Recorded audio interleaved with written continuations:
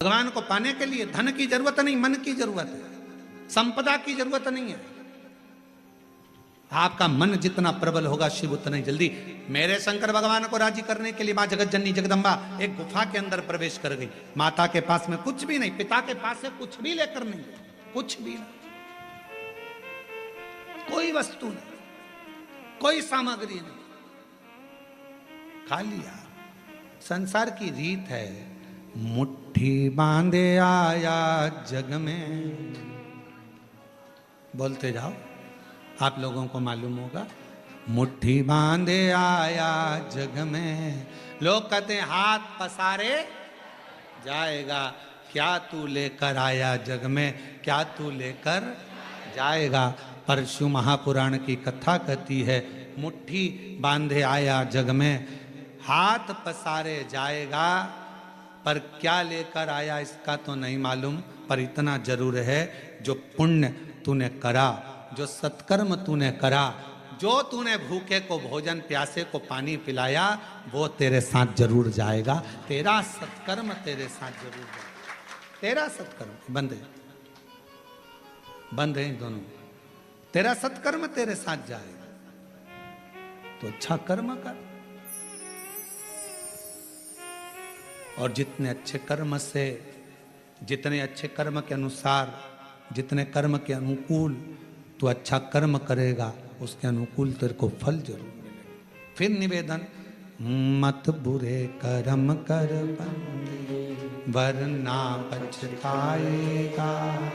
भगवान की आंखों से तू बच नहीं पाएगा, तू बच नहीं पाएगा।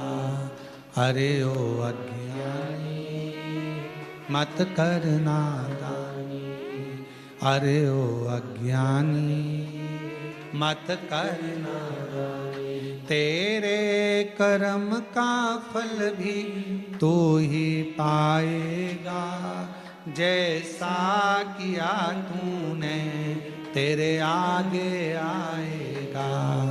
मत बुरे कर्म कर बंदे, वरना पछताएगा।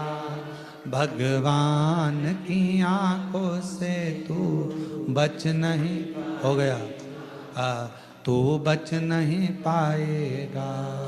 अरे ओ अज्ञानी मत करना। अपने कर्म का दंड अपने को भोगना। पर दुनिया को अपना कर्म दिखता कहाँ है?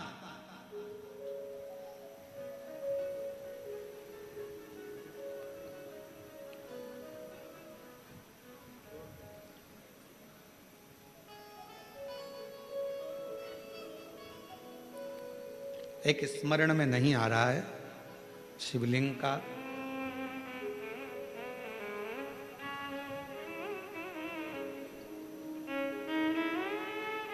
ओमकारेश्वर की, फिर बंद हो गए। ओमकारेश्वर की जब आप परिक्रमा करेंगे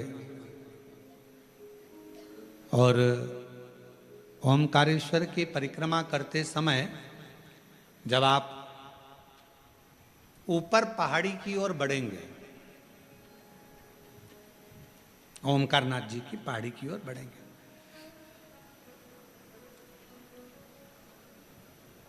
एक गौरी केदार मंदिर आता है, गौरी शंकर मंदिर। ये गौरी केदार या गौरी शंकर मंदिर का स्मरण होगा तो कभी बहुत प्राचीन मंदिर है, बहुत प्राचीन मंदिर, बहुत प्राचीन, बहुत प्राचीन। जितने भी लोग ओमकारेश्वर जाएं तो वहाँ जरूर परिक्रमा मार्ग में ऊपर की ओर जाकर दर्शन करें। परिक्रमा मार्ग बहुत प्राचीन है, कई शताब्दियों पुराना, बहुत प्राचीन, बहुत प्राचीन। वहाँ एक शिवलिंग है, लगभग 5.5 से 6 फीट की हाइट का, काले पाषाण का है, बहुत बड़ा है, बहुत बड़ा।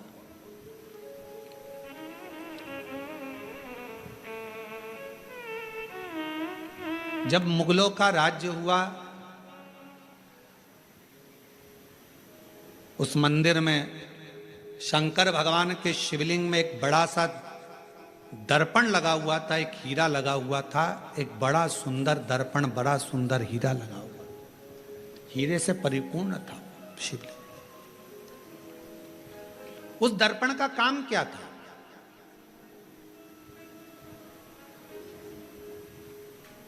उस दर्पण का क्या काम था? उस दर्पण का केवल एक काम था, उस हीरे का एक काम था, जो उसके सामने आता था उसका पुराना जन्म और आने वाला जन्म वो दर्पण, वो हीरा बता देता था कि अगले जन्म में क्या था, इसने क्या कर्म करा था, और इस जन्म में भोगने के बाद जो अगला जन्म पाएगा उसमें क्या करेगा।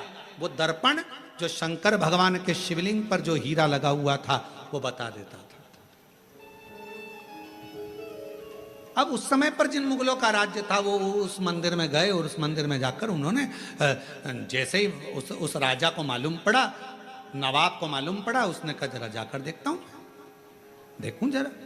और नवाब गया, राजा गया, उसने भगवान शंकर के शिवलिंग के सामने जो हीरा लगा था, दर्पण लगा था, उस हीरे को, उस दर्पण में अपना प्रतिबिंब देखा।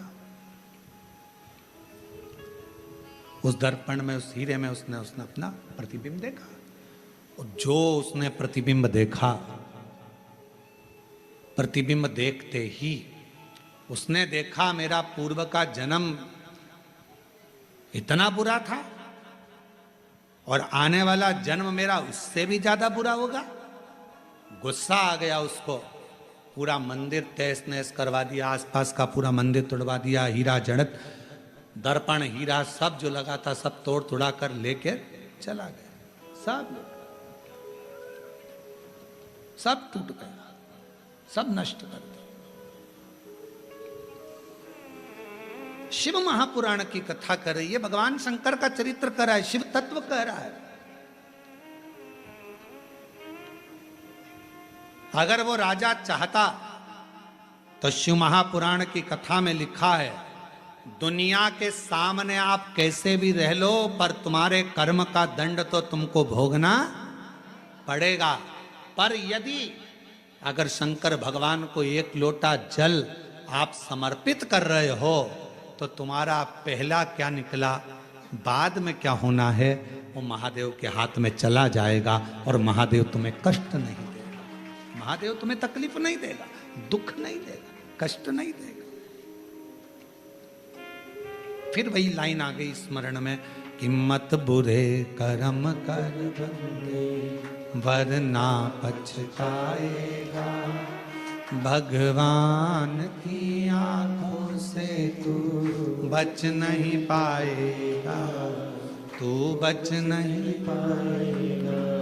अरे ओ अज्ञानी मत कर नादानी, अरे ओ अज्ञानी मत कर नादानी, तेरे कर्म का फल भी तू ही पाएगा, जैसा किया तूने तेरे आगे आएगा। मत बुरे कर्म कर बंदे वरना पछताएगा, भगवान की आंखों से तू बच नहीं पाएगा, तो बच नहीं पाएगा। शिव महापुराण की कथा कर रही है, भगवान शंकर का चरित्र कर रहा है। कोई दिखावा, कोई धन, कोई दौलत पार्वती जी लेकर नहीं गई, तप करने के लिए मां पार्वती जी बैठी, तब से शिव प्रकट नहीं हुए। साधना करने पार्वती जी बैठी, प्रकट नहीं हुए। सारा व्रत, सारा उपास, सारी साधना, सारा तप पार्वती जी ने कर लिया, शिव प्रकट नहीं हुए। तब सखी ने कहा, तब सखी बोली, सहेली ने कहा, पार्वती मैंने सुना है शंकर भगवान एक लोटे जल से प्रसन्न हो जाते हैं। मैंने सुना है शिवजी एक बूंद जल चढ़ जाए शिव प्रसन्न हो जाते हैं। थोड़ा सा जल चढ़ा, शंकर कृपा करे। और फिर निवेदन करूं सभी श्रोताओं से, सावन के महीने में कथा सुनने वाले सभी श्रोता भाई बहनों से फिर निवेदन करूं, भगवान शंकर की कथा शिव महापुराण की चरित्र कथा वर्णन कर रही है। कुछ ना बने तो शंकर के मंदिर में केवल कुछ भी ना हो तो केवल घर से एक लोटा जल भरकर जाना, शिव के मंदिर में प्रारंभ कर दो, मेरा देव अधिदेव महादेव करुणा करना प्रारंभ कर देगा, शंकर करुणा करना प्रारंभ कर देगा। जल चल सारी समस्या का हल हर हर बोल बम का नारा है, सारी केवल जल चढ़ाना प्रारंभ और कुछ भी। शिव स्वीकार करेगा, भगवान शंकर स्वीकार।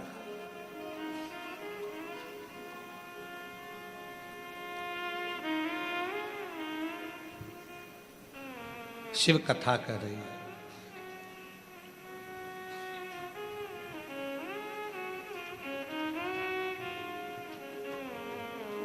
एक गुरु में और एक शिव में एक बहुत बड़ा अंतर होता है।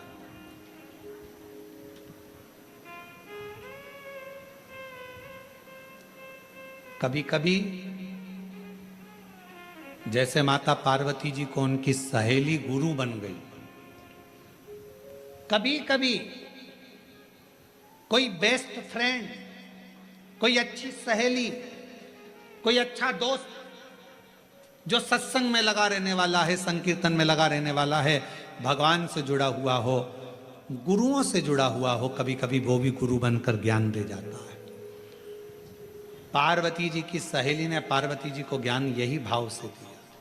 जल चढ़ा, पार्वती जी ने बालू रेत का शिवलिंग बना लिया, वहीं की मिट्टी उठाकर और सहेली के कहने पर जल चढ़ाना प्रारंभ करा। और जो जल चढ़ाना प्रारंभ करा, भूखी प्यासी रहकर बेलपत्र समर्पित कर कर जो पार्वती जी ने तप साधना करना प्रारंभ करी, जल चढ़ाना, शिव के पार्थिव लिंग का पूजन करना। और शिव महापुराण में वर्णन है, लिंग पुराण में वर्णन है, स्कंद पुराण में वर्णन है, कुर्म पुराण में वर्णन है कि पार्थिव लिंग का पूजन करने वाला व्यक्ति जिंदगी में सारे सुख पा लेता है। पार्थिव लिंग का पूजन करने वाला।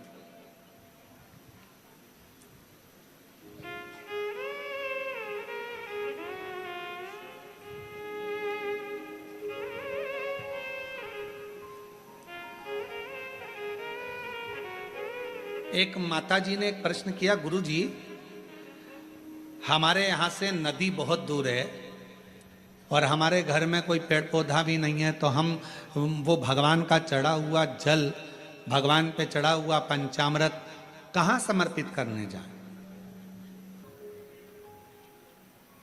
हमने कहा कि मिट्टी तो है तुम्हारे घर में, तो कहा मिट्टी तो है। हमने पूछा कितनी मिट्टी मिल जाएगी? उन्होंने कहा गुरु जी ये तुम जितनी बोलो, 1 तगाड़ी 2 तगाड़ी 10 तगाड़ी, जितनी मिट्टी बोलो उतनी मिल जाएगी। हमने कहा तुम्हारे यहाँ पर बड़ा सारा थाल है? हाँ। थाल भर के मिट्टी ला सकते हो? हाँ। हमने कहा लेकर आना। हम जहाँ ठहरे हुए थे फिर वो थाल भर कर मिट्टी लाए। एक बड़ा सा आरती करते ना हमारे शर्मा जी, वो आरती करने के लिए भी थाली नहीं लाए, थाल लाए।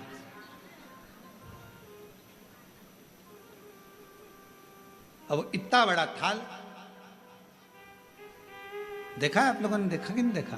कहाँ है वो थाल? कहाँ? अच्छा रखा, देखा तो है ना तुम लोगों ने आरती के समय पे, या फिर शाम को आएगा आरती में, तुम देख लेना है। हमारे यहाँ ये महाकाल सेवा समिति व भक्त मंडल है ना, ये छोटा मोटा मंडल नहीं है, ये हर चीज बड़ी करता है।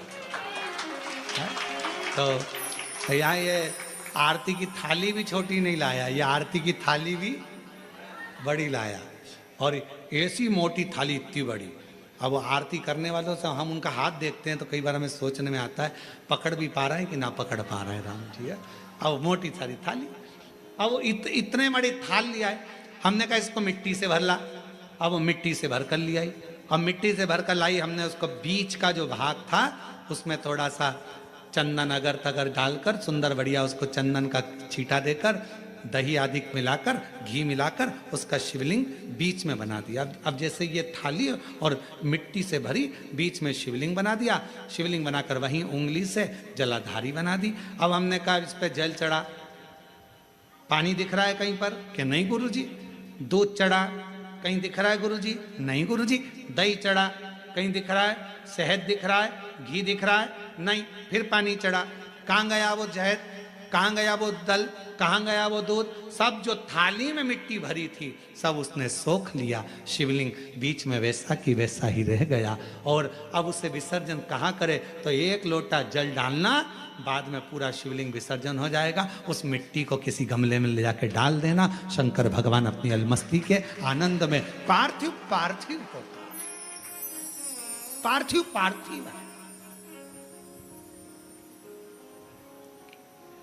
23 जुलाई को आप लोग जब बाबा का अभिषेक करें, शाम के समय 7 बजे से 8 बजे तक आप और हम बैठेंगे। ऑनलाइन अभिषेक चलेगा श्रावण के महीने का। पार्थिव अभिषेक करते समय शाम को जब 8 बजे विसर्जन का समय आए, आपका मन पड़े दूसरे दिन विसर्जन करो, आपका मन पड़े रात्रि में, शाम के समय जब अभिषेक पूर्ण हो जाए, विसर्जन का जब मंत्र बोल दिया जाए, आप विसर्जन करें। शिवरात्रि का दिन एक ऐसा दिन होता है कि शिवरात्रि की रात्रि को 4 पहर में 4 बार कई भक्त शिवलिंग का निर्माण करते हैं, 4 बार विसर्जन करते हैं। 4 बार शिवलिंग का निर्माण करते, 4 बार विसर्जन करते, 4 बार शंकर की आराधना में डूबे रहते हैं। पूरी रात शिव की आराधना चलती रहती, पूरी रात साधना में। और पढ़िएगा शिव महापुराण में सारे लेख आपको मिलेंगे, सारे लेख। शिव महापुराण में एक एक चीज आपको पढ़ने को मिलेगी, कोई अलग से हट कर कुछ। काली मिर्च चढ़ाने का क्या विधान है, गेहूं के दाने चढ़ाने का क्या विधान है, काली तिल चढ़ाने का क्या विधान है, धतूरा चढ़ाने का क्या विधान है, शमी पत्र चढ़ाने का क्या विधान है, बेलपत्र चढ़ाने का क्या विधान है। जो जो चीज 23 जुलाई को चढ़ाई जाएगी उसका सारा विधान आपको आप शिव महापुराण के अंदर मिलेगा। बस पढ़ना उसको, केवल पढ़ो, अध्ययन करो। किसी ने लिख देगा, लिखने वाला लिखेगा ये क्यों चढ़ाया है, इससे क्या होता है, नहीं, अपने पढ़ो, उसको अध्ययन करो। चावल के दाने, गेहूं के दाने, अन्न का भाव, कैलाशी विनाशी भगवान शंकर की पवित्र कथा कर रही है। अच्छा मित्र भी एक दिन गुरु का कार्य कर जाता है। पार्वती माता को उनकी सहेली ने सीख दे दी कि शंकर का पार्थिव पूजन करना प्रारंभ करो। और माता पार्वती जी ने पार्थिव पूजन प्रारंभ किया। कहते हैं माता पार्वती जी केवल बाल्यावस्था में ही पार्थिव पूजन नहीं करी है। जब माता पार्वती जी का विवाह हो गया, घर में रिद्धि सिद्धि बहुएं आ गईं, तब भी माँ पार्वती जी पार्थिव लिंग का पूजन करती रही। अब जरा विचार करिएगा, बहुत समझने वाला विषय है। पार्वती जी को शिवजी मिल गए, घर में रिद्धि सिद्धि आ गई, पुत्र गणेश आ गए, षडानंद कार्तिकेय आ गए, अमोद प्रमोद आ गए, शुभ लाभ आ गए। अब जिसके घर में इतना सारा सब सुख